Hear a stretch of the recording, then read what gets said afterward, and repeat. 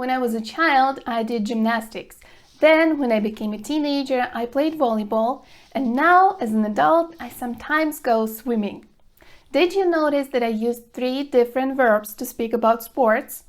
I used do with gymnastics, I used play with volleyball, and I said I go swimming. So these are the 3 verbs that we can use to speak about sports, and in this video I'll show you how to use them correctly. So continue watching.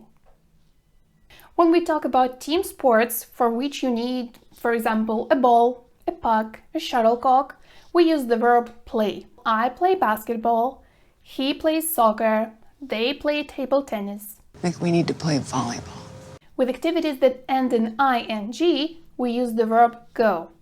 I go swimming, she goes dancing, he goes sailing, they go windsurfing.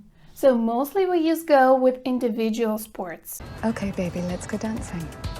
The verb do is used with other sports like yoga, karate, gymnastics. For example, she does yoga every single day. He does karate twice a week. Do you want to go do karate in the garage? Yup! That's it. These rules are really easy to remember. Let me know in comments what sports you do, and don't forget to use play, go, and do correctly. Thanks for watching. See you next time.